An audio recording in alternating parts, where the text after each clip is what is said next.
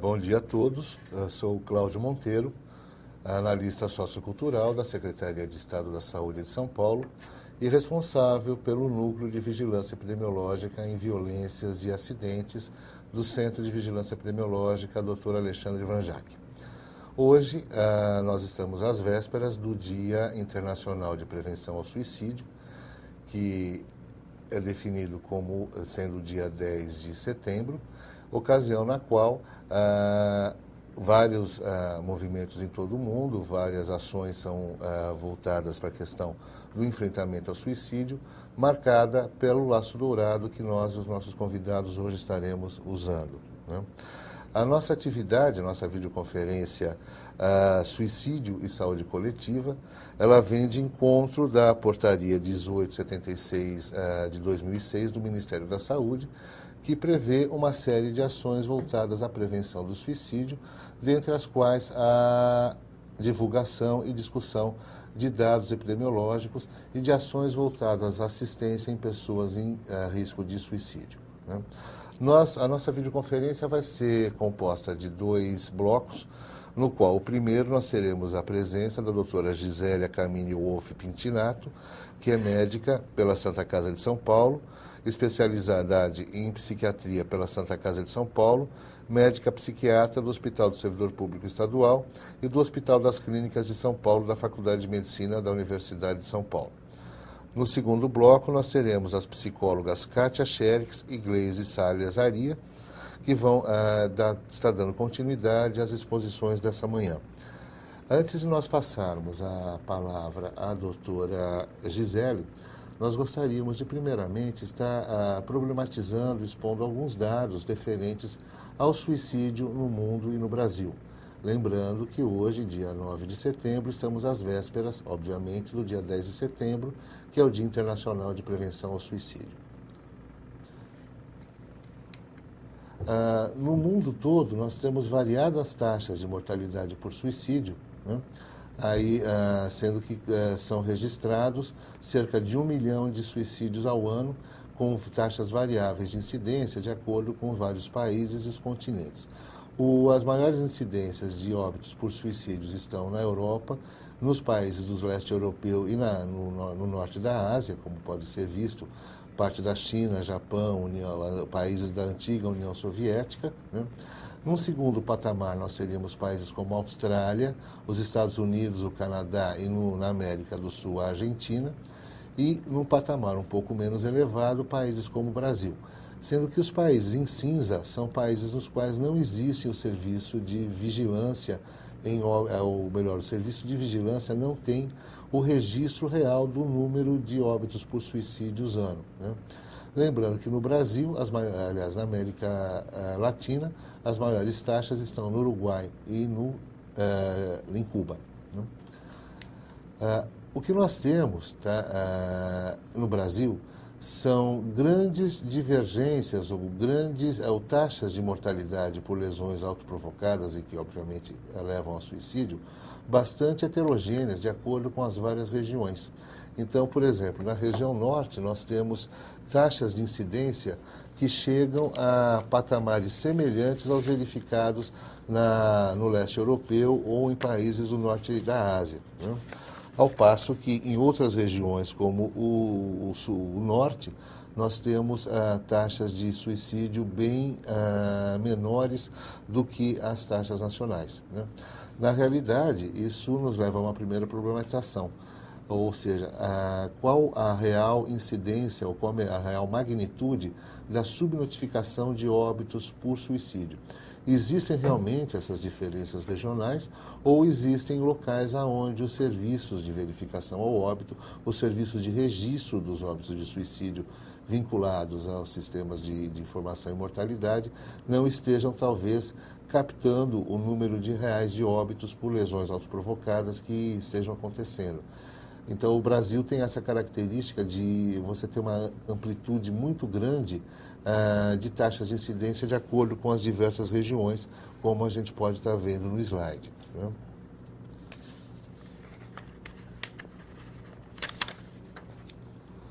Se nós formos ver, né, especificamente no estado de São Paulo, Esse é um dado bastante interessante, onde nós procuramos estar relacionando o percentual de casos de suicídio havidos por sexo, tá, no ano de 2011, com o percentual dos casos notificados de lesões autoprovocadas por sexo também no mesmo ano de 2011. Então, do total de 719 óbitos por suicídios havidos, 21% foram em mulheres e 79% em homens. Quando nós transpomos essa análise para as lesões autoprovocadas, a gente percebe claramente uma inversão no percentual por sexo, né? Do total das 2.047 lesões autoprovocadas notificadas no estado de São Paulo no ano de 2011, inversamente nós tivemos 38% em homens e 62% em mulheres, né? Isso leva à conclusão, ou leva, vamos dizer assim, à consideração de que os homens cometeriam mais suicídios e as mulheres tentariam mais suicídios, né? Um dado que é interessante nessa consideração é que, se nós formos ver o meio escolhido, na realidade, os homens preferem meios mais letais do que as mulheres. Então, o óbito por suicídio entre os homens, ele é caracterizado por meios mais agressivos, mais letais, principalmente o enforcamento ou a utilização de arma de fogo. Ao passo que as mulheres preferem, ou enfim, cometem as lesões autoprovocadas através de meios menos letais, como principalmente envenenamento através de ingestão de produtos químicos, produtos de limpeza ou mesmo medicamentos, ou através de automutilação, como secção dos pulsos, né? Ou seja, formas nas quais a reversibilidade da intenção suicida ela é maior. Existe uma probabilidade maior da pessoa vir a ser socorrida e não vir a falecer. Enquanto os homens, existe essa predileção, vamos dizer assim, por meios mais letais, né? Se nós formos ver, né, como tem sido a faixa etária mais vulnerável, vamos dizer assim, a cometer suicídio, nós temos assim que o Brasil se enquadra na tendência mundial, ou seja, né, os homens cometem mais suicídios do que as mulheres. A linha azul da parte de cima representa as taxas de mortalidade de suicídio entre os homens, a linha inferior entre as mulheres e a linha tracejada do meio é do total, ou seja, a mediana entre ambos os sexos. Então nós vemos que existe assim uma preponderância muito grande de suicídios entre o sexo masculino e concentrados principalmente na faixa etária que vai dos 20 até aos 50 anos. Ou seja, naquela fase da vida definida como o adulto jovem ou o início da maturidade. E isso insere o Brasil numa tendência mundial. A própria Organização Mundial de Saúde, hoje em dia, reconhece a existência de uma pandemia, né, de suicídios no mundo, e que acomete justamente esse grupo populacional, homens a partir da adultos jovens e na primeira instância da maturidade, ou seja, mais especificamente dos 20 aos 50 anos. Quanto à distribuição das lesões provocadas pelo quesito raça-cor, né, é interessante observar que, sim, que no Brasil os sistemas de notificação de agravos, eles utilizam os critérios estabelecidos pelo Instituto Brasileiro de Geografia e Estatística quanto à coleta do quesito raça-cor, ou seja, a pessoa autodeclara a qual cor ela se sente pertencente a partir de alternativas que são dadas, no caso brancos, pretos, pardos, amarelos e indígenas. E isso é um dado interessante no estado de São Paulo, porque o estado de São Paulo ele se diferencia, enquanto no Brasil, né, de uma maneira geral, a maior parte da população, cerca de 65%, se autodeclara preta ou parda. No estado de São Paulo, isso é invertido, 55% da população se autodeclara branco, né? Mesmo, se nós formos fazer o ajuste populacional, a gente vai ver que, então, mesmo havendo, vamos dizer assim, a maioria da população se autodeclarando enquanto da cor branca, a somatória, tá, das taxas de incidência entre pretos e pardos, ela é maior do que entre a raça branca.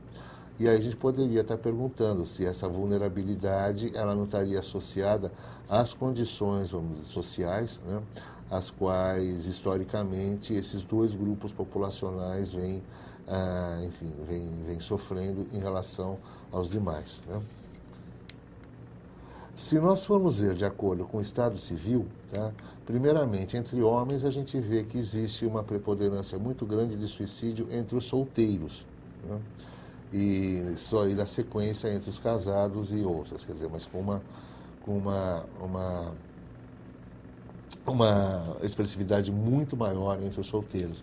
E o mesmo se repete em relação às mulheres. Quer dizer, então, aí existe uma outra variável a ser considerada, né, que é a questão da conjugalidade como um fator que possa ser interveniente no fato da pessoa vir a cometer suicídio ou não. Tá? E nós temos um outro dado, que assim, a taxa de mortalidade por lesões autoprovocadas no estado de São Paulo, na última década, ela vem se elevando, né? Se nós formos pegar o período dos últimos 10 anos, a gente vê que, em sendo feitos ajustes populacionais, ainda que haja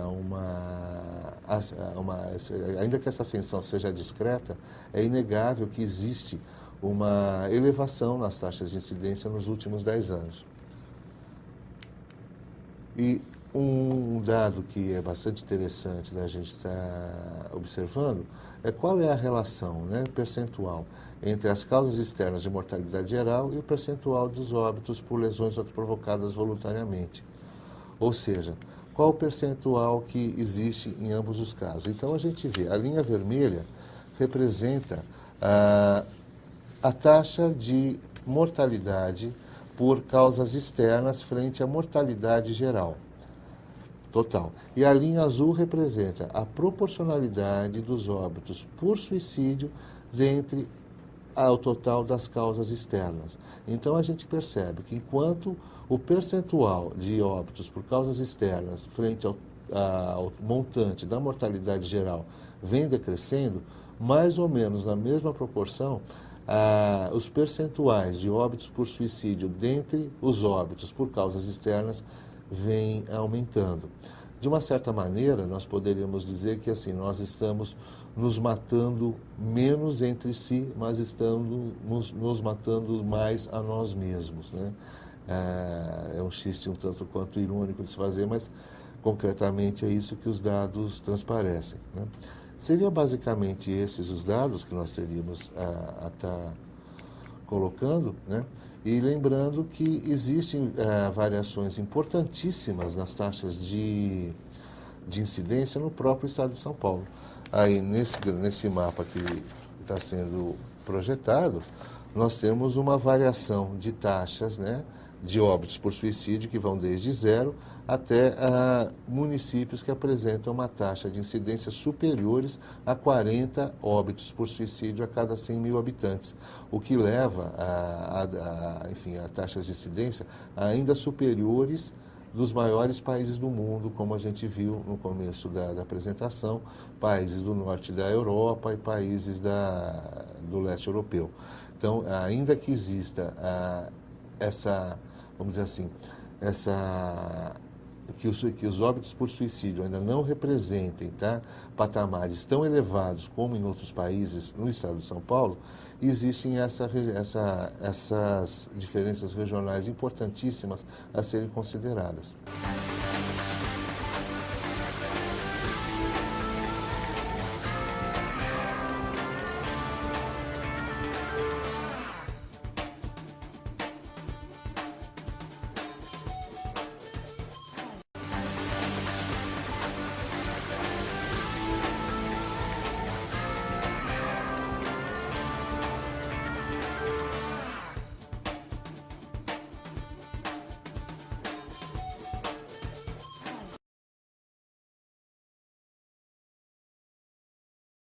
E agora passaremos então à doutora Gisele, que vai estar dando continuidade à exposição desse primeiro bloco da nossa videoconferência.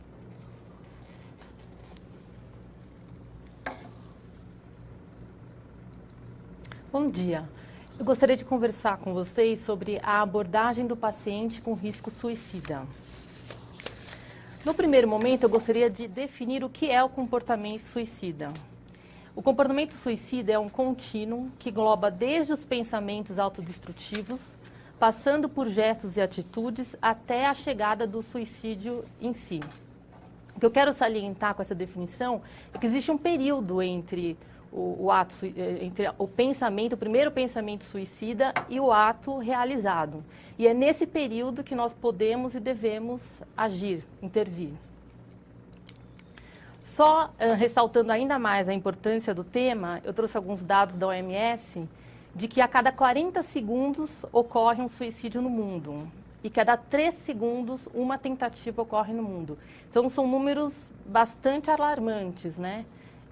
Ressaltando ainda mais a importância da prevenção do estudo do suicídio.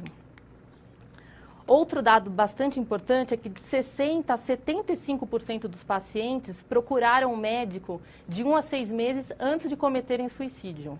Então, isso nos mostra que existe um tempo relativamente grande em que a gente pode intervir. A pessoa, de alguma maneira, ela traz uma alteração de comportamento, ela solicita ajuda, não necessariamente com o médico psiquiatra, pode ser com o médico de outras especialidades, pode ser com o familiar, pode ser com o vizinho ou na igreja, mas em algum momento ela dá algum sinal, solicita ajuda. Outra informação bastante importante é que 90% dos pacientes avisam da tentativa de suicídio. 90%. Então, praticamente todos. Os que sobram acabam sendo mais as tentativas de suicídio por questões passionais ou pessoas com personalidade mais impulsiva. O Cláudio já falou, mas só reforçando ainda mais, né, sobre o perfil da população com risco suicida. As mulheres tentam mais e os homens conseguem mais. Isso daí é um dado clássico, né? As mulheres têm mais tentativas e os homens acabam conseguindo de uma maneira mais eficiente por conta dos meios que o Cláudio já falou. As mulheres acabam utilizando meios em que há possibilidade de resgate. Então, por intoxicação, por medicação ou por algum produto de limpeza. E os homens costumam escolher meios mais violentos em que não há a menor possibilidade de resgate, como arma de fogo ou se atirar de uma grande altura e tudo mais. Outro dado bastante clássico é que a faixa etária é acima dos 45 anos. Mas eu faço um parêntese de que esse perfil vem mudando, como o Cláudio falou. Os mais jovens também, na população mais jovem, também há um aumento do suicídio. Outro fator é a falta de relacionamento, um relacionamento estável. Então, normalmente são pessoas ou separadas, ou divorciadas, ou solteiras. Nos extremos da condição socioeconômica, são os extremos, são os mais ricos e os mais pobres. Na maioria das vezes, pessoas que não possuem qualquer tipo de crença ou religiosidade, uma religião, não tem qualquer tipo de crença.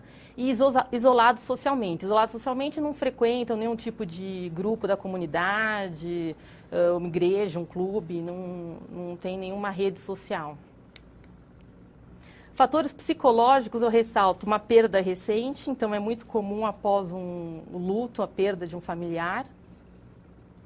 Um momento de instabilidade familiar, uma separação conjugal, por exemplo.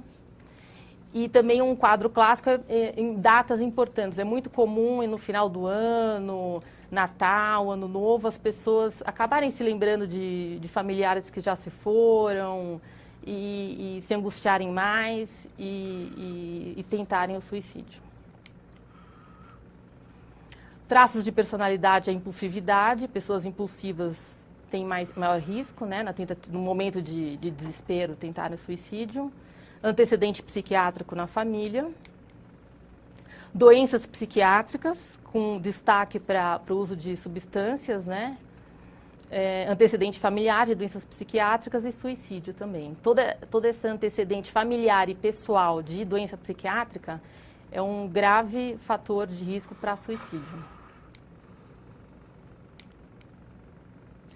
Tentativa pregressa de suicídio, porque os dados mostram que uma pessoa que tenta suicídio uma vez, dentro de um ano ela tentará novamente. Então, se uma pessoa já tentou, ela é uma população de risco, faz parte da população de risco. E também doenças incapacitantes, crônicas, dolorosas, né? E daí a gente destaca essa necessidade do cuidado se você está avaliando uma pessoa, um médico, um enfermeiro, ou a equipe de saúde está avaliando um paciente, tem que, por exemplo, dar a notícia do diagnóstico de uma doença grave, crônica, né? Tem que existir todo um cuidado, porque muitas pessoas acabam tentando suicídio por saberem o diagnóstico de uma doença crônica ou por uma amputação de um membro, por exemplo, a perda de uma visão, né? São situações muito angustiantes. Eu gostaria de conversar agora um pouco sobre os mitos sobre o comportamento suicida. O primeiro mito é que pessoas que falam sobre suicídio não representam perigo, pois apenas querem chamar a atenção. É muito comum esse pensamento de que as pessoas pensam, puxa, mas se ela chegou a falar, é que ela não vai realmente praticar, né? Que quem realmente quer se matar não vai avisar ninguém. Isso daí, como a gente já viu, não é verdade, porque 90% das pessoas que tentam suicídio acabam informando para alguém, alguma pessoa próxima. O segundo mito é que o suicídio é um ato impulsivo, sem aviso, e por isso não pode ser evitado. Isso também não é verdade, que a minoria é um ato impulsivo, a maioria é sempre algo planejado, que a pessoa está planejando há 6 meses, 8 meses antes, muito tempo antes. Então, também não é uma coisa a ser seguida, né? O mito número 3 é que os suicidas estão realmente decididos a morrer e, por isso, qualquer ajuda é em vão. Na maioria dos casos, na prática que a gente vê, depois que uma pessoa sobrevive a uma tentativa de suicídio, na grande maioria das vezes, a pessoa realmente se arrepende, revê novas soluções para aquele problema que levou à tentativa de suicídio, ela consegue enxergar outras alternativas, né, que naquele momento ela não conseguia. O mito número 4 é que conversando sobre suicídio possa induzir pessoas ao ato. Existe muito esse medo, né? De, puxa, eu estou meio desconfiada de que a pessoa está mais entristecida, que ela está pensando em suicídio, mas eu não vou tocar no assunto, porque de repente eu posso dar uma ideia, eu posso dar uma sugestão, quase sugerir, né? Isso não é verdade. É necessário que alguém próximo, né, ou o profissional da saúde, ou familiar, ou amigo, toque nesse assunto, né? Porque a pessoa vai se sentir segura em falar sobre isso, né? De repente, às vezes ela se sente muito angustiada porque ela não tem uma válvula de escape onde conversar sobre isso. Então, tem que abrir esse canal de conversar sem medo sobre isso. E é importante a gente definir se a pessoa tem ou não ideação suicida, porque se ela tiver, é um caso de emergência, né? Então, a gente não pode usar meias palavras, a gente precisa ter uma noção bastante clara se existe ou não a ideação suicida. O mito número 5 é que crianças não cometem um suicídio. Muitas vezes nem se passa na cabeça da maioria da população que uma criança possa ter um problema tão grave que a leve ao suicídio, né? A maioria das pessoas acha que não, que criança nem tem um problema tão grave, ou nem tem uma noção do que é morte, né? Mas isso é importante. A Gleice depois vai conversar sobre essa parte infantil. O último mito, que é o número 6, é que quando alguém sobrevive a uma tentativa de suicídio, está fora do perigo. Isso também não, justamente esse momento pós-tentativa de suicídio é muito delicado. Tanto para o paciente, para a pessoa, quanto para os familiares, para os amigos que estão em volta, né? É necessário muito cuidado nesse momento, porque dentro de um ano, a maioria das pessoas tentam novamente o suicídio, principalmente se não há uma intervenção médica, psicológica. Agora, falando um pouquinho sobre a abordagem do paciente com risco suicida. Nessa abordagem, é necessário que você procure um lugar tranquilo, reservado, que a pessoa sinta bastante à vontade para conversar sobre o que ela quiser, que você se mostre bastante disponível, né, em relação ao tempo, você esteja completamente disponível a ela, esteja calmo, dê apoio, não faça juízo nem julgamentos, principalmente essa questão religiosa, moral, né, que ali a pessoa, se ela achou que a única solução foi a tentativa do suicídio, né, ela achou que o suicídio era a única solução, ela já está cheia de culpa, né. Então, não é o momento de você criar juízo, julgamentos, é o momento de você ouvir. É uma abordagem muito mais passiva, de você ouvir e se mostrar disponível àquela pessoa. reforçando novamente, escutar atentamente o que a pessoa está falando, né? Encorajar que ela fale de si mesma, tudo que ela achar importante. E nesse momento também é importante que não se perca o foco, né? Que se converse apenas se fale apenas do problema que ela trouxe a você. Não procure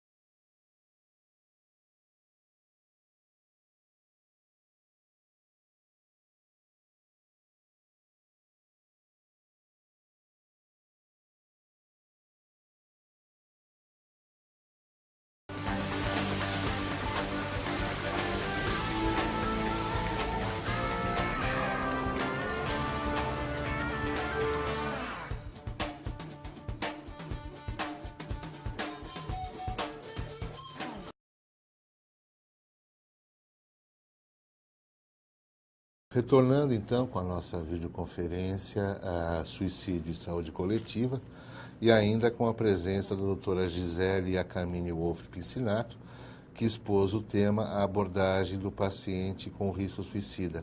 Nós recebemos uma pergunta por e-mail, mas antes vamos passar ao polo de Bauru, que pediu a intervenção. Esclarecimento de mitos, né? A gente diretamente não trabalha com paciente, mas a gente orienta bastante a questão do preenchimento das fichas epidemiológicas. E em vários treinamentos que eu tive em outros anos, não foi considerado o mito da criança cometendo suicídio. Então, diante do esclarecimento hoje desse mito, na parte prática mesmo, como é que nós ficaríamos para orientar agora os municípios, uma vez que eu já orientei que criança não cometeria suicídio pelo que a gente já teve. E outra coisa também, não lembro se foi falado ou não, em outros aspectos de suicídio, ou se vai falar, sobre o trabalho. Por que a pessoa se suicida no ambiente de trabalho que leva a isso, ou se isso também pode ser por uma outra videoconferência, em outro momento associar ao trabalho. Passo a palavra. Então, doutora Gisele, como que fica a questão do suicídio entre as crianças, né? E o suicídio no ambiente de trabalho? Então, entre as crianças, na verdade, eu não entendi muito bem o que ela me disse de não ser considerado. Você entendeu, Cláudio? Não, que parece que houve um consenso, há um consenso em saúde pública de que criança não comete suicídio. Então, acho que seria mais uma questão de reforçar que esse é um dos 6 mitos que a senhora colocou. Sim, eu acho que isso daí destoa um pouco essa questão dessa parte de preenchimento e da prática, porque realmente acontece aqui, existe muito um tabu em relação a isso, a gente admitir isso, né? É uma dificuldade grande, né? Até na parte de coleta de dados. Doutora, que eventualmente por solicitação da família ou por algum tipo de... haveria uma subnotificação deliberada e aquele evento não seria registrado como uma lesão autoprovocada, mas como algo mais naturalizado? Sem dúvida, né? Nem só com criança, né? Com adulto já a gente sabe, né, Cláudio, que é subnotificado o suicídio, né? Por todas essas questões morais, religiosas, né? A maioria das religiões ainda trata o suicida de uma maneira diferente, né? Existem religiões em que o suicida não pode ser enterrado no mesmo ambiente, no mesmo lugar que as outras pessoas, né?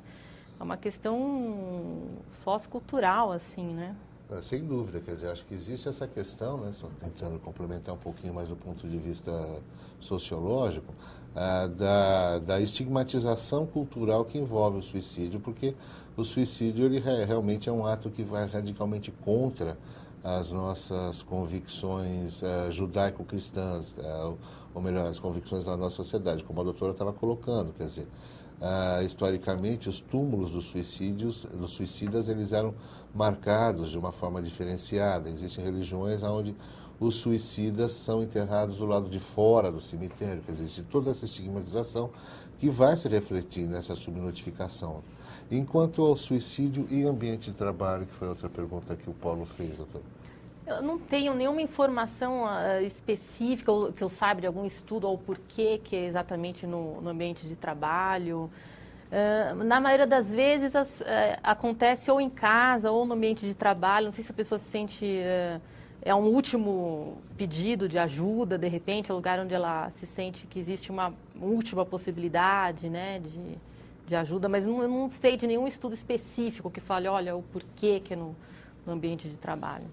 Até assim, agora vamos passar então Antes da gente passar para o Polo de Sorocaba pediu intervenção, só que anteriormente vamos responder a pergunta que nos chegou por e-mail, tá? Que nos foi feita por Wagner Fernando, tá? E a pergunta foi o seguinte: bom dia, por que está mais comum agora entre artistas cometer o ato do suicídio? Eu acho que está muito, claro, nós estamos bastante ainda impactados com a notícia do músico Champignon, integrante da banda Charlie Brown Jr., que cometeu suicídio nessa madrugada aqui em São Paulo. Talvez a pergunta venha na esteira desse evento, né, doutora? Eu acho que sempre, né, o suicídio sempre, eu acho que a questão é a visibilidade, né, que o Cláudio falou, né? Agora a gente fica sabendo de uma forma mais clara, né? Muitas vezes eu acho que até as pessoas acabavam morrendo por suicídio, mas se falavam que era por outro motivo, para não ficar aquele estigma. Atualmente a gente sabe, né? A gente fica sabendo dos laudos de ML, a gente tem acesso a mais informação e a gente acaba tendo certeza. Mas eu acho que não existe uma onda, eu acho que sempre aconteceu, né, Cláudio? Acredito que isso, o suicídio, assim, né, a própria Organização Mundial da Saúde coloca que cada suicídio vai impactar 6 projetos de vida diferentes, ou seja, no mínimo 6 pessoas do meio de convívio próximo do suicida vão ter os seus projetos de vida alterados em função desse evento. Claro que isso sobe, o número de pessoas a serem atingidas pelo ato do suicídio, ele vai subir progressivamente a importância social da pessoa que cometeu suicídio, né? Então, só um outro exemplo bastante recente, quer dizer, o Valmor Chagas, um ator consagrado, já na terceira idade, comete suicídio. Agora, como a doutora Gisele colocou, quer dizer, existe o suicídio, como vai ser colocado por uma das nossas convidadas a seguir, quer dizer, o suicídio na terceira idade, ele tem taxas bastante expressivas, mas só um Valmor Chagas é noticiado na mídia. Então, talvez a gente tenha aí um viés do porquê que, enfim, a pergunta do Wagner tenha sido, talvez, comentada por essa visibilidade que a mídia dá.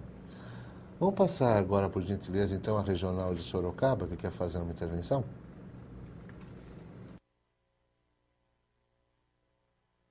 Bom dia, Cláudio. Bom dia, doutora Gisele. É com imensa satisfação que eu estou participando aqui dessa videoconferência. E uma das minhas dúvidas da palavra da doutora Gisele, quando ela fala sobre fatores de proteção, né? O que eu noto, assim, deixa eu só colocar uma coisa antes. Eu sou interlocutora de violências do GVA Sorocaba. E o que eu noto, uma dificuldade muito grande, quando se fala em suporte familiar, que inclusive acaba dificultando a notificação, né? Porque existe uma rejeição muito grande da família no acolhimento desse paciente. Então tem todo um estranhamento e essa família acaba negando muito essa questão. E a questão da vida social satisfatória. Normalmente são pessoas de renda financeira baixa, com dificuldades até de pensamento, de significados. E eu gostaria que a doutora, se possível, falasse um pouquinho mais sobre isso. Passo a palavra.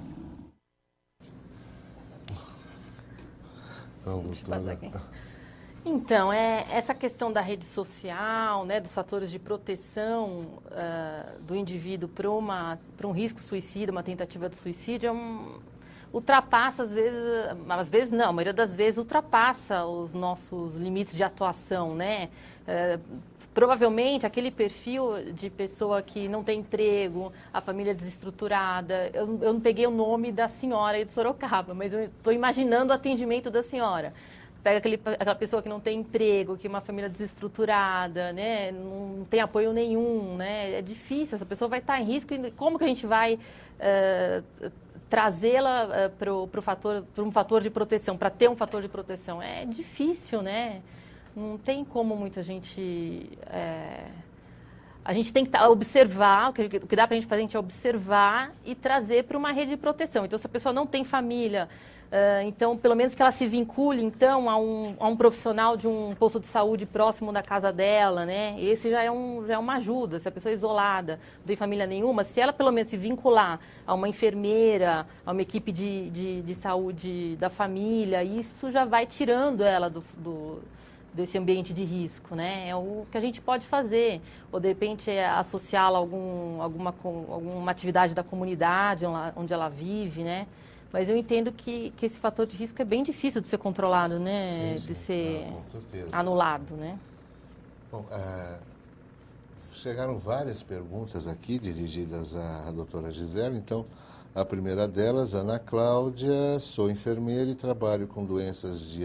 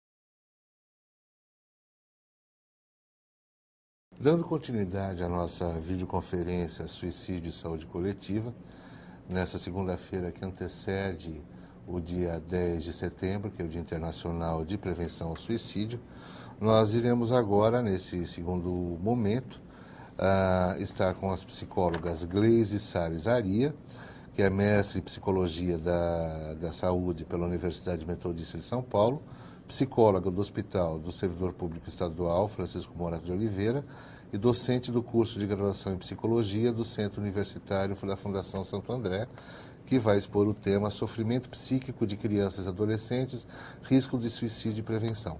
E também com a psicóloga Kátia Cherix, da Universidade de São Paulo, mestre em Psicologia pela Universidade de São Paulo, com especialização em Psicopatologia e Saúde Pública pela Faculdade de Saúde Pública da USP, e com curso de Psicogerontologia pela PUC de São Paulo. Ela é psicóloga do Hospital do Servidor Público Estadual e acompanhante terapêutica de idoso. Então, nesse primeiro momento, a psicóloga Gleise Salles Arias, que vai expor sofrimento psíquico de crianças e adolescentes, risco de suicídio e prevenção. Bom dia a todos. Eu acho que o tema é importante, né? A gente já percebeu aqui no primeiro bloco da nossa videoconferência que esse tema é um tema polêmico. O tema suicídio, no geral, já é polêmico. Quando a gente fala do sofrimento da criança e do adolescente, então, eu acho que a gente está falando de uma questão que fica mais difícil ainda de compreensão. Então, por isso que a gente vai falar um pouquinho a respeito disso. Então, as crianças e os adolescentes, né, sofrem, existe o sofrimento psíquico de criança e adolescente, e muitas vezes nós não sabemos, talvez, como lidar com isso, ou até mesmo reconhecer, né? Então, o adulto, muitas vezes, até talvez sem intenção, diminui e menospreza o sofrimento psíquico das crianças e dos adolescentes. Então, a gente pode pensar em falas do tipo, quando você crescer, você vai ver o que é problemas, né? Então, assim, a criança, ela brinca, a criança, ela está em fase de desenvolvimento, em fase de escola, então é como se ela tivesse... Se os problemas do adulto muitas vezes fossem maiores do que os problemas das crianças. Então, as crianças sofrem com conflitos que são próprios da sua etapa de desenvolvimento, assim como também o adolescente, né? Então, não existe sofrimento maior ou menor, né? Existem sofrimentos adequados, então, sofrimentos que dizem respeito à etapa a etapa de desenvolvimento, então, do indivíduo em questão, tá? Muitas vezes a criança, né, que tem algum sofrimento psíquico importante, ela chega no consultório de psicologia, ou ela chega ao atendimento por meio de outros sintomas, né? Então, é a criança que tem dificuldades na escola, a criança que está com dificuldades, né, o comportamento mais agressivo, muitas vezes a suspeita, talvez, né, de uma questão relacionada ao desenvolvimento cognitivo, e a gente percebe que muitas vezes essas dificuldades, elas são sintomas, e sintomas que denunciam para a gente talvez um sofrimento psíquico mais importante, né? Então, a criança, ela encontra formas de mostrar para a gente, então, que ela está precisando de ajuda, que ela precisa de atenção, tá? Bom, para a gente pensar um pouquinho, então, nessa questão da criança, eu acho que já é difícil falar do suicídio, né? Porque antes disso, é difícil pensar na relação que a criança mantém com a morte, né? Então, existe um tabu relacionado à temática da morte, tá? Num geral, e a gente pode pensar que quando a gente fala da criança, então isso fica mais difícil ainda, tá? Então, muitas vezes o adulto se silencia, né, quando o tema da morte está em questão. Então, o silêncio do adulto, ele pode causar sentimentos de desamparo aí pela criança, tá? A criança vive tudo o que acontece, então, ao seu redor, tá? Então, ela vivencia, sente tudo o que está acontecendo com a família e tudo o que está acontecendo com os entes queridos, né? Então, nesse sentido, quando acontece um falecimento na família, ou mesmo, né, no grupo aí que a criança faz parte, na comunidade, a criança, então, vive isso, né? O adulto se silenciando ou não. Então, é muito importante que a gente possa tratar da morte, né, como um tema um pouco mais natural, né? Porque a gente sabe que a morte faz parte da vida, né? Então, a criança, ela está vivendo essa situação, o adulto falando disso ou não. Então, ter esse canal de comunicação, abrir essa questão é muito importante, tá?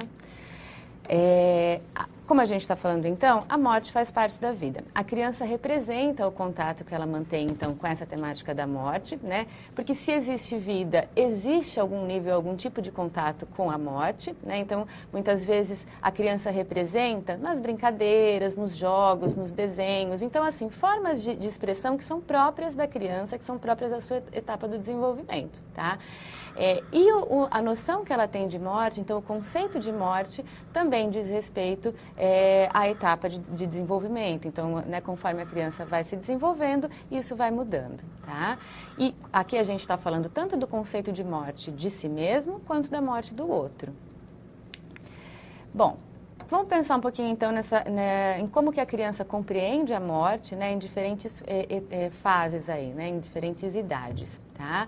Então, a compreensão de morte, tanto cognitiva quanto afetiva, ela muda, né, ela vai se desenvolvendo conforme a criança se desenvolve, conforme o desenvolvimento cognitivo e afetivo da criança. Então, a gente pensa que até os 4, 5 anos, existe já algum tipo de relação com essa temática, mas a criança, ela distingue pouco os objetos inanimados dos animados, né? Então, existe pouca distinção entre, né, o brinquedo, né, e o desenho animado, né? Então, a gente pode pensar que a criança vai perceber, mas ela ainda não tem tanta noção, principalmente da irreversibilidade da morte, né? Então, muitas vezes, e a gente vê isso até representado nos próprios desenhos infantis ou coisas nesse sentido, né? Então, nem sempre a morte é vista como irreversível, mas já existe algum tipo de contato, sim. Dos 6 aos 11 anos, né, aqui a gente percebe uma fase em que a criança já tem noção da irreversibilidade, tá? Mas ela relaciona sempre a morte à imobilidade do corpo, né? Então, assim, é o sono eterno, dormiu para sempre, ou coisas nesse sentido, né? Aqui a criança vive uma fase muito concreta, então ela busca causas muito concretas para a morte. Então, se o indivíduo morreu, se a mamãe morreu, foi porque ela fez alguma coisa, porque ela comeu uma comida errada, né? Então, aqui a relação é muito concreta. E a criança busca explicações concretas para essa morte. A partir dos 11, 12 anos, então aqui a gente já vê o início da adolescência, então o indivíduo já tem condições de uma compreensão um pouco mais elaborada da morte, né? Então ele já percebe a irreversibilidade, a universalidade da morte, então que todos passarão por isso, tá? E também ela relaciona já a morte à não funcionalidade do corpo, né? Então não fica só essa relação tão concreta, então essa questão da não funcionalidade do corpo já é considerada. Então, aqui o indivíduo já consegue dar explicações, né, mais lógicas, lógico-categóricas, então, para a morte, tá? Então, aqui a gente pode pensar um pouquinho nas diferentes fases aí, né, de como que a criança e o adolescente vai se desenvolvendo para tratar desse tema morte. Toda morte, aliás, toda situação de perda gera no indivíduo, então, um luto, né? Nós chamamos o luto de reação à perda, mais especificamente aqui na nossa temática, reação, então, à morte, tá? Então, toda perda gera um processo de luto, um processo, então, um período, então, que vai ser, né, que tem muitas características psicológicas especiais, como tristeza, um certo retraimento, tá? E a gente pensa que a fase inicial desse luto, então, diz respeito, né, está recheada de sentimentos de negação, tá? Então, muitas vezes, frente à situação da perda, frente à situação da morte, o que nós sentimos inicialmente? Não acredito que isso está acontecendo comigo, que isso aconteceu, então não pode ser verdade, coisas nesse sentido. Então, a negação, ela é natural. A criança está sentindo, então, né, está vivendo esse luto e está vivendo a negação. Quando o adulto reforça essa situação da negação com o seu silêncio, né, então a criança se sente muito frustrada e muito angustiada. A criança se sente muito solitária frente a tudo isso, né? Então, o silêncio do adulto muitas vezes reforça a situação da negação da criança, tá? Bom, pensamos um pouquinho então na morte, a questão do luto, né? Vamos olhar agora para essa temática do suicídio, tá? Acho que no primeiro bloco, né, muitas pessoas perguntaram a respeito da notificação dos casos, né? A literatura, a psiquiatria infantil diz pra gente, então, que provavelmente existe uma subnotificação de casos, né, de suicídio infantil, tá? Tanto por questões, muitas vezes, de solicitação da família, né, aí na causa mortes, quanto, muitas vezes, a dificuldade da própria equipe de saúde em entender o que aconteceu, a causa mortes, né? Então, nesse sentido, a gente imagina que existe, sim, uma subnotificação de casos, tá? A avaliação do caso de suicídio aqui da criança, ela tem que ser muito ampla, tá? Quando a gente fala tanto da criança quanto do adolescente. E a gente pode pensar aqui, então, que quando a gente está tratando do suicídio infantil, quando a gente fala em suicídio infantil, a gente está falando desde, né, dos atos que podem vir a causar o suicídio, mais concretos, talvez, quanto à questão da ideação suicida, né?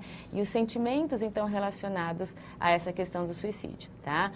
Pensamos no conceito de suicídio e de parasuicídio, que a doutora Gisele também já discutiu com vocês, que muitas vezes essa questão não é intencional, né? Então, vemos que quando a gente discute a temática do suicídio infantil, vemos algumas tentativas mais intencionais, né, de suicídio e outras situações em que a criança muitas vezes se coloca em situação de risco, talvez sem muita consciência, né? Então, aqui a gente pensa na intencionalidade. A avaliação, então, do caso, né, quando a gente tem um caso desses, a gente tem que considerar, então, pensamentos autodestrutivos, ameaças e tentativas que possam preceder o ato de suicídio, então, tá? Mais relacionado à questão que nós já tratamos, então, do tabu, né, da morte, a Berassuri, que é uma autora importante aí de desenvolvimento infantil, vai falar para a gente do conceito de microsuicídio, né? Então, muitas vezes, quando existe o falecimento na família, quando morre algum ente querido da criança, né, a criança sente, aliás, né, todos sentimos muita culpa, né? Então, um dos sentimentos ligados ao luto também é a culpa, né?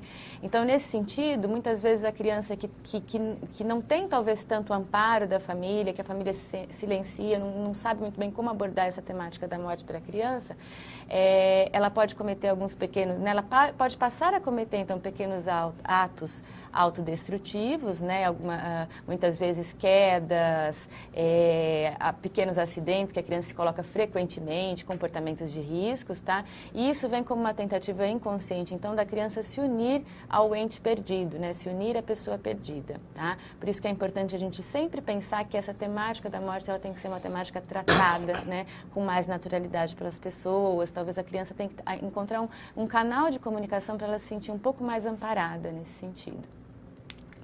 Tá? Pensamos na criança, então vamos falar um pouquinho do adolescente, né? Eu acho que aqui a gente pensa paralelamente nessa temática da morte, do suicídio, tanto na criança quanto no adolescente, tá? Tem algumas particularidades aqui, então, na adolescência que a gente vai ter que considerar, tá? O adolescente, ele já tem possibilidades de uma compreensão cognitiva da morte, como a gente viu anteriormente, mais elaborada, tá? Mas existe um afastamento afetivo muito grande, muito importante, que é característica da própria adolescência, tá? Então, o adolescente, principalmente no início da adolescência, ele está vivendo alguns lutos, né? Algumas reações, então, a perdas de características da infância. Então, a gente pensa no luto do corpo infantil, o luto da identidade da infância, dos pais da infância, né? Então, ele está passando por um período de mudanças importantes, tá? Então, esse afastamento afetivo da temática morte muitas vezes pode vir como uma tentativa de defesa, né? Outro traço, outra característica importante da adolescência é a vivência da onipotência, né? Então, o adolescente muitas vezes sente, né, por mais que ele já tenha a compreensão cognitiva da morte, ele sente que a morte, né, só acontece com o outro, que, né, como se ele não tivesse muito em risco, as outras pessoas é que estão, né? Então, parece que só acontece com o outro, o adolescente se coloca em muitas situações de riscos, de testes, né? E quando acontece a morte de um outro adolescente, de um par, né, da família ou do grupo social, né, muitas vezes fica aquela sensação de que aconteceu com ele porque ele vacilou, porque ele não foi competente o suficiente, não soube lidar com a situação, né? Então, fica essa sensação, tá? Aqui, a avaliação do caso do adolescente também tem que ser muito ampla, né, que tem que considerar uma série de questões, tá? E nós temos que dar especial atenção a comportamentos autodestrutivos, né, comportamentos autoagressivos, né? Muitas vezes o adolescente se coloca nessa situação. E também os testes, né, as situações de risco que são comuns aí na adolescência, tá? Existe uma particularidade importante que a gente pensa aqui também, que muitas vezes o comportamento autoagressivo do adolescente, ele pode, na verdade, ter o objetivo de agredir o outro, né? Então, de agredir os pais ou de agredir as figuras muito próximas, tá?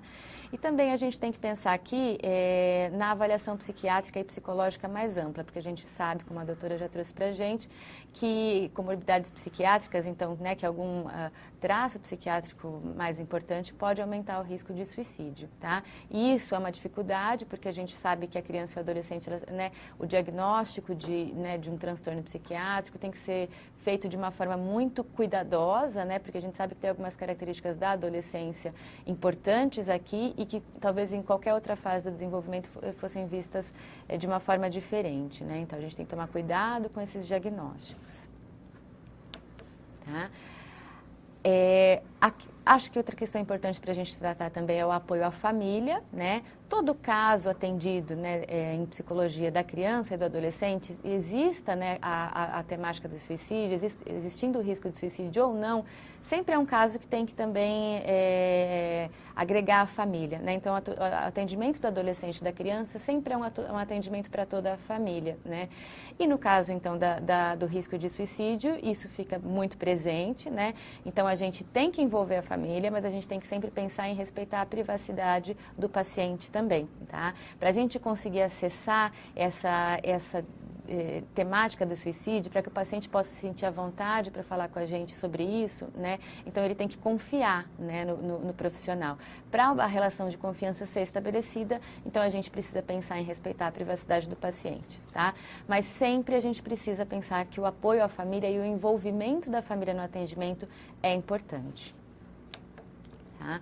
No caso, né, do acontecimento da morte, a gente tem que, os profissionais de saúde, então, tem que pensar em respeitar as diferentes características do processo de luto. Então, a família muitas vezes no início se sente, né, nega a situação, como a gente já colocou, sente muita raiva em relação ao que está acontecendo, raiva da própria família, né, de si mesma, talvez por culpa, raiva da equipe de saúde, porque muitas vezes fica a sensação de que essa não conseguiu ajudar. E eu acho que nesse momento a gente vai ter que teremos que ser muito compreensivos e muito pacientes, né, para apoiar a família dentro das coisas que ela está vivendo, então, tá? E outra questão importante para a gente pensar aconteça de fato, né, a morte pelo suicídio ou não, é sempre no trabalho com a família estimular a escuta e o diálogo, né, tanto sobre o tema morte quanto sobre o tema suicídio, tá? Isso a gente está falando da família, da escola, da instituição de saúde, da comunidade, né? Então, esses temas, eles têm que fazer parte da vida das pessoas, né? Lembrando dos mitos, né, trazidos anteriormente, falar sobre suicídio não produz o suicídio, né? Eu acho que essa é uma questão importante para a gente pensar, tá? Sobre a prevenção, então, ao suicídio, eu acho que, como nós estamos falando de crianças e adolescentes, nós, né, já pelas etapas de desenvolvimento aqui dos indivíduos em questão, já estamos falando de prevenção, tá? A literatura nos diz que, muitas vezes, por mais que o suicídio, né, as taxas maiores aí, né, estatísticas maiores sejam do suicídio em adultos, pensamos que, assim, o indivíduo, ele já vive, né, muitas vezes, essa questão do suicídio, pensamentos relacionados ao suicídio, já em outras etapas do desenvolvimento. Então, muitas vezes o adulto que comete o suicídio foi um adolescente ou foi uma criança que passou por essas situações que nós estamos falando aqui, tá? Então, para prevenir, trabalhar com prevenção e promoção de saúde, nós temos que pensar, primeiramente, em valorizar os conflitos e os sentimentos das crianças e dos adolescentes, tá? Então, não existe sofrimento maior ou sofrimento menor, né? Cada um sofre com aquilo que diz respeito ao conflito próprio, ao que está vivendo no momento, tá?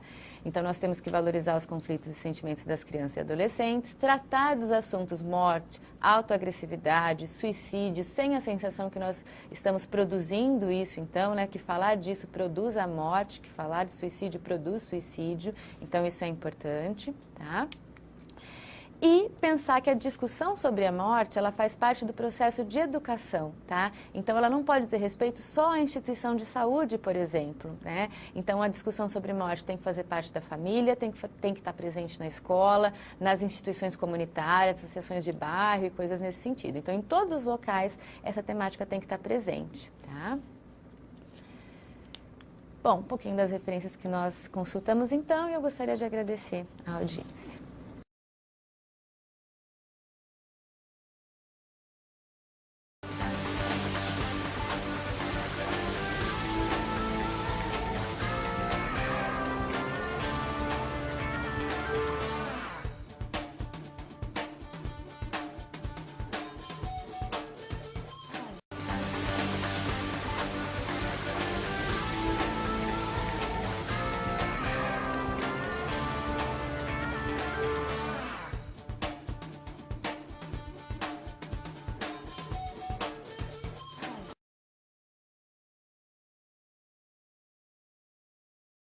Passaremos agora à psicóloga Kátia Cherix, que é psicóloga pela Universidade de São Paulo, mestre em psicologia pela Universidade de São Paulo, especialização em psicopatologia e saúde pública pela Faculdade de Saúde Pública da USP e curso de psicogerontologia pela PUC de São Paulo, e que também é psicóloga do Hospital do Servidor Público Estadual, que vai expor o tema suicídio e envelhecimento.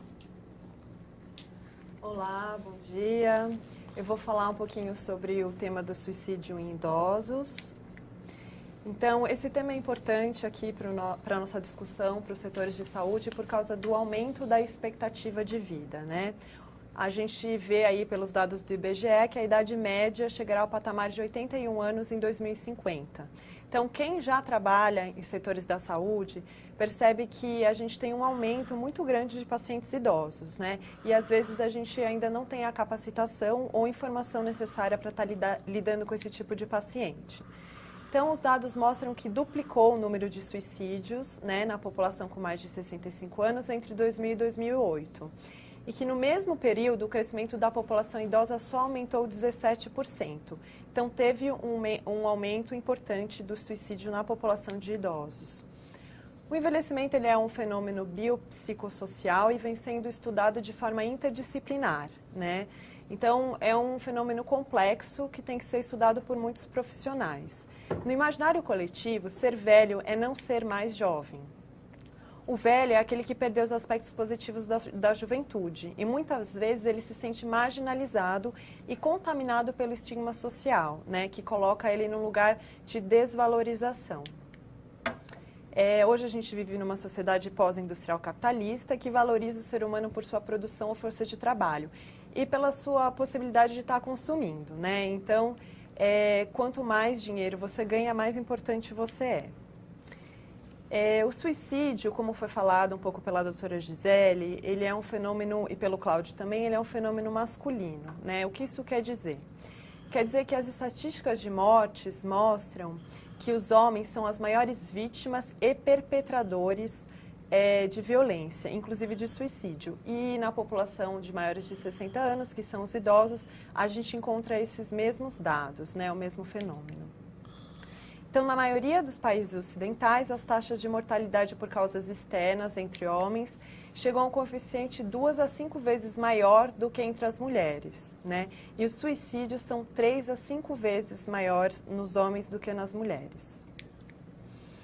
Então, existe um grupo de risco, sim, na população idosa, assim como a doutora Gisele mostrou também nos jovens adultos, que são idosos que são homens, moram sós, foram recentemente aposentados, estão em período de luto por perda de um cônjuge, vivem em mais condições sociais, como a pobreza, ou foram diagnosticados recentemente com doenças incapacitantes.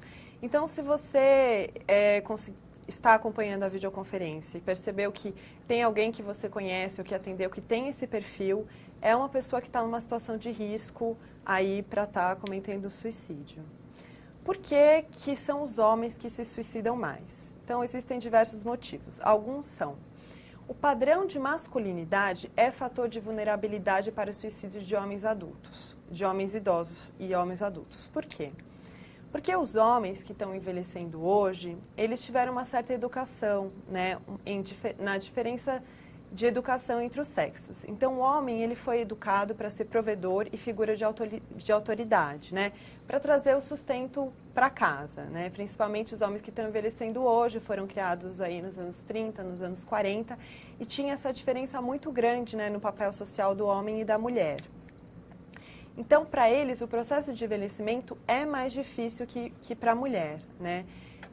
O sentido da vida deles era trabalhar e isso fazia eles se sentirem úteis. E com a aposentadoria existe uma ruptura muito grande nesse sentido da vida, né?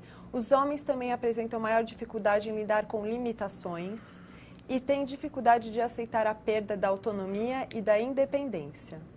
Eles não querem ser cuidados, né? Para eles ficarem numa posição de ser cuidados por outra pessoa é muito mais difícil do que para a mulher, né? E também, né, durante a infância, a adolescência, eles foram criados, educados para solucionar problemas ou conflitos de uma forma agressiva.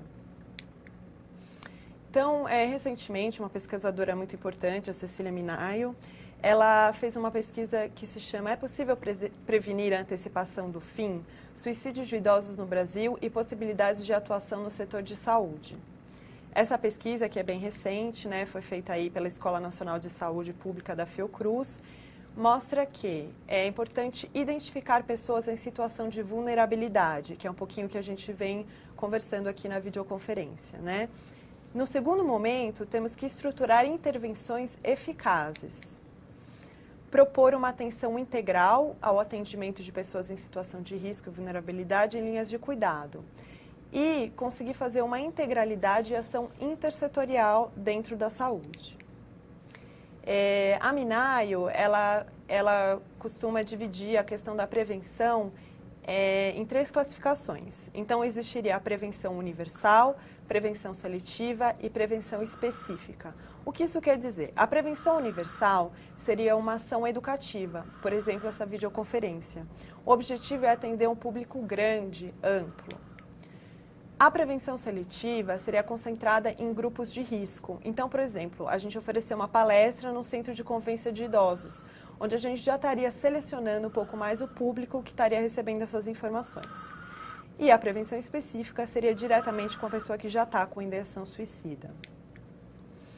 É importante, né, a gente pensar aqui num contexto social, como a gente tem feito desde o começo da videoconferência, né, mostrar que a gente está vivendo num momento de economia globalizada e que isso muda a estrutura da família e a qualidade do laço social. Isso também tem a ver com a questão do suicídio. Então, muitas pessoas, principalmente nós que vivemos em grandes centros urbanos, podemos nos sentir sós e não conseguimos encontrar um sentido para a vida. Os idosos, eles procuram escuta, compreensão em espaços públicos, né?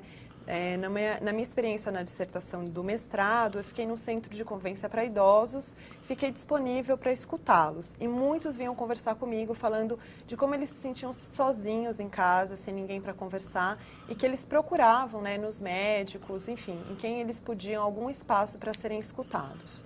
Então, eu queria chamar a atenção para essa dor da alma, que muitas vezes pode aparecer com uma dor no corpo, né? A gente, às vezes, vê, os idosos marcam muitas consultas nos médicos, né? Eles procuram, às vezes, um cuidado, uma escuta, né? Para estar sentindo um certo alívio em relação ao sofrimento que eles estão sentindo. Então, precisamos aumentar o escopo de iniciativas públicas para oferecer cuidado integral ao idoso. Pensar não só em cuidar do corpo da pessoa, né? Mas como o lazer, o social, a qualidade de vida também influenciam na saúde, né? Um exemplo muito interessante é o programa do PAI, Programa de Acompanhamento de Idosos, que está ligado ao PSF, né? Onde existe um acompanhante que faz visitas a idosos que estão em situação de vulnerabilidade. Então, ele acaba indo 2, 3 vezes por semana na casa desse idoso, ajudando a fazer um supermercado, um acompanhamento. Então, isso é um tipo de iniciativa que teria uma grande ajuda na prevenção do suicídio. E também o programa que a gente oferece lá no IANSP, onde a gente oferece um espaço que os idosos podem frequentar todo dia, né? Tem idosos que eu atendo lá que todos os dias frequentam esse espaço, esse centro de convivência, porque realmente eles se sentem muito sozinhos, eles moram sozinhos e o sentido da vida deles é estar participando desse tipo de programa, né? E só para finalizar a apresentação, gostaria também de dizer algo que a Gleise falou um pouquinho, a Gisele também, que a questão que a morte é um tabu nos dias de hoje, né? Nós não fomos educados para lidar com a questão da morte. No consciente, a gente sabe que vai morrer, entende a passagem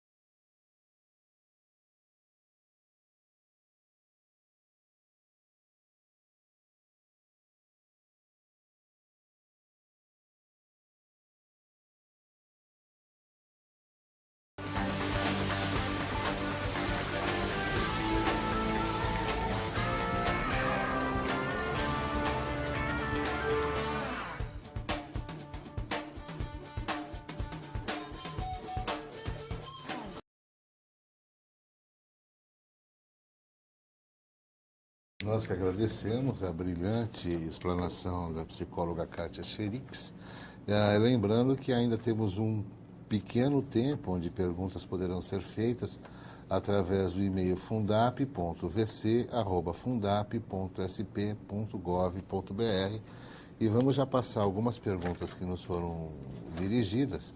A primeira vindo da Tânia de Osasco. É possível falar em prevenção e promoção da saúde nos casos de suicídio? Acho que já foi muito brilhantemente explanado pelas expositoras, né? Essa aqui é uma pergunta que é bastante procedente. Bom dia a todos, vindo da Valquíria de Rio Preto. Parabenizo pelo tema, tal. Em alguns municípios de nossa região, é comum a prática de chamar a polícia para fazer boletim de ocorrência quando quando a unidade de pronto atendimento atendeu pacientes que tentaram suicídio. Alegam que é para se protegerem. Gostaria que comentassem essa prática. Bom, na realidade, Valquíria, é o seguinte, todo evento que implica enfim, algum tipo de agressão externa, seja intencional ou não, ou seja, ser um ato de violência, ou mesmo um acidente de trânsito ou transporte, ou um acidente doméstico, ele é passível de registro de ocorrência pela Polícia Civil, né? Essa prática existe e quando a polícia coloca que eles fazem isso para se protegerem, no caso de uma tentativa de suicídio, é que essa tentativa de suicídio pode estar, talvez, mascarando uma tentativa de homicídio ou ter sido alguma tentativa de suicídio induzida e que isso, dependendo das circunstâncias, o delegado pode ou não transformar isso num inquérito. Então, na realidade, Valquíria, o que há é isso, é que todo ato que tenha por característica lesionar ou implica num trauma a integridade física daquela pessoa, intencional ou não, autoprovocado ou não, ele é passível de registro pelas polícias, sim. Não sei se alguém tem alguma... Mas isso não é que é o costume, né? Isso é a lei, né? Bom, uma outra questão que nos chegou era bastante interessante, que diz do papel da mídia. Ela vem de Camila, assistente social da área de saúde mental de São João da Boa Vista. Gostaria que esclarecesse melhor se é mito a questão da divulgação que a mídia faz, TV, jornal, em relação aos casos de suicídio. Se realmente pode ser outro fator de risco. Olha, Camila, eu não sei se a pergunta... Se a gente está tendo dificuldade de entender a sua pergunta, eu acho que o que nós colocamos, né, no bloco anterior é que, assim, quando todos esses fatores de risco, eles são inerentes a qualquer pessoa, quer dizer, então as pessoas públicas, formadoras de opinião, as comumente chamadas celebridades, também estão sujeitas a esses fatores de risco e de vulnerabilidade em relação a se cometer suicídio. Agora, é claro que quando é uma pessoa que é formadora de opinião pública, uma pessoa que tem destaque na mídia, esse ato vai ter um destaque na mídia proporcional à importância social dessa pessoa, né? E não que a mídia supervalorize o ato de suicídio. Acho que talvez tenha sido isso que você tenha colocado. Não sei se as meninas querem fazer alguma outra colocação. E aí vai... Pois não. Eu acho que nessa questão, né, da mídia, né, eu acho que sim, as crianças e os adolescentes podem ser influenciados, né, pelo que elas estão vendo na televisão. Por isso que é importante os adultos, né, e os profissionais darem um contorno para essa informação que está sendo divulgada, né? Então, a gente precisa estar falando sobre os motivos que levaram a esse ato, dar um sentido para isso, né, de maneira coletiva, para que essa informação não chegue solta, né, até a criança, ao adolescente, ao idoso. Então, eu acho que é muito importante a gente estar falando sobre esse assunto para poder dar esse amparo coletivo, né, esse contorno para um ato que aconteceu. Acho que outra questão, só para complementar, importante da gente pensar aqui, é que o indivíduo, ele não se suicida, né, só porque aconteceu alguma coisa com ele, ou porque ele perdeu o trabalho, ou coisas nesse sentido, né? Existe um sofrimento anterior, né? Existem questões psicológicas, existe um perfil do indivíduo anterior, né? Então, a gente pode pensar que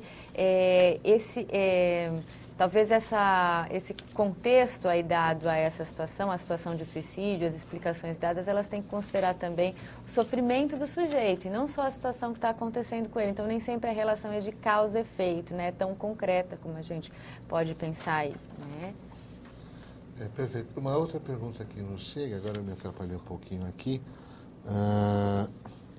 Bom dia, somos da Saúde Mental de Paranacite, Paraná. Como podemos pensar em proteção e intervenção a um paciente que, após tentativa de suicídio e internação psiquiátrica, não tem aceitado o apoio e os cuidados da equipe? Como orientar esses familiares e como acolher esse paciente? Sem mais, agradeço e atenção e parabenizo Thalita de Souza, de Paranacite, Paraná. Ou seja, o paciente não aceita o acompanhamento pós-tentativa. Esse atendimento, né, e essa aceitação, Thalita, tem que continuar sendo tentada, né? Então, a gente sabe que não é num primeiro momento, muitas vezes, que o paciente vai aceitar esse apoio, né? E, às vezes, não é nem no primeiro momento que o paciente aceita que isso está acontecendo com ele, né? Então, eu sei que é um trabalho difícil, é um trabalho que demanda muita energia, né? Muito preparo também da equipe de saúde, mas nós temos que continuar tentando, né? Tanto a família quanto a equipe de saúde. Então, esse paciente, ele tem que, muitas vezes ele coloca a equipe, ele coloca a família também em testes, né? Então, ele tem que confiar em vocês para que esse trabalho possa dar certo, né? Então, a relação tem que ser de confiança. Agora, uma pergunta extremamente elaborada, extremamente interessante, que veio de Horizontina, no Rio Grande do Sul. Quem assina é Maria Zoé. E bom dia, a equipe do CAPS 1, ou seja, do Centro de Atendimento Psicossocial, né, de Horizontina, no Rio Grande do Sul. Gostaria de fazer um comentário a respeito do que se percebe sobre o tema suicídio na região de Horizontina. O número significativo de tentativas de suicídio ou tentativas com pessoas de ascendência alemã, com o uso de arma branca, corda, entende-se que o ariano se incomoda com a sujeira, ocorrendo sempre durante o pós-safra, homens, no sentido de se sentirem improdutivos. Estamos assistindo atentamente o debate e agradecemos a oportunidade. Quer dizer, o que ela está colocando é que existiria uma tendência maior da pessoa de acordo com a sua cultura ou a sua etnia, né? Sim, com certeza, né? Tanto o suicídio como a morte são fenômenos culturais e sociais. Então, eles têm uma explicação não só psicológica, né, de um sofrimento individual, mas eles têm um sentido coletivo também, né? Então, com certeza, aí tem uma questão cultural envolvida nesse ponto. Olha, Maria Zoé, eu acredito que talvez logo no começo da nossa videoconferência nós tivemos a oportunidade de estar trabalhando alguns dados e realmente a região sul do Brasil, os estados de Paraná, Santa Catarina, formado pelos estados de Paraná, Santa Catarina e Rio Grande do Sul, eles apresentam taxas de incidência infinitamente maiores do que o resto do Brasil. Quer dizer, então acho que existe esse condicionante cultural das colonizações alemãs, polonesas ou no norte da Itália, que são muito presentes nos estados do sul, sim, e que talvez elevem as taxas de suicídio a patamares bem maiores que o do Brasil. E o que você coloca, e justamente você pode ver, quer dizer, que as culturas que você coloca, pessoas com ascendência alemã, quer dizer, a Alemanha e os países do leste europeu são os países onde são verificadas as taxas de suicídio mais altas do mundo. Então, acho que aí talvez tenha esse componente que ajude na sua reflexão. E agora, especificamente, uma pergunta vinda da Tânia Gomes Monteiro para Gleise. Gleise, por favor, fale mais sobre situações de risco de suicídio que crianças se expõem sem consciência. Boa pergunta. Como que é o nome dela? Tânia. A criança, né, mais especificamente a criança, eu acho que a gente pode pensar nessa questão da consciência que você está falando, né? A criança, ela é muito concreta, né? Principalmente aí na etapa que a gente percebe, a gente chama da etapa escolar, né, do período escolar. Então, a criança, ela expõe as coisas que ela sente, né, por um meio de comunicação que, diferente dos adultos, e talvez por isso a nossa dificuldade em entendê-las, né, a dificuldade da família, da equipe em entendê-las. Então, a criança, ela expressa o que ela sente. Seja nas brincadeiras, seja aí na fantasia, nas histórias que ela conta, nas histórias que ela vive, seja nos atos, né? Então, o comportamento muitas vezes autoagressivo, ou muitas vezes a situação que a gente colocou aqui, né, dos riscos que ela se coloca nas atividades domésticas, né, nos acidentes. Então, tem aquela criança que a gente pensa assim, nossa, ela cai toda hora, né? Parece que ela tá se esbarrando nas coisas em toda hora. Então, a criança, ela mostra com o seu comportamento o que ela está sentindo, tá? Então, se a gente percebe que a gente quer talvez chegar aí no sentimento da criança pela via da comunicação, da fala do adulto, talvez a gente não vai ter um bom resultado. Para que a gente possa perceber o que essa criança está sentindo, a gente tem que ter muita atenção ao meio de comunicação que é próprio dela,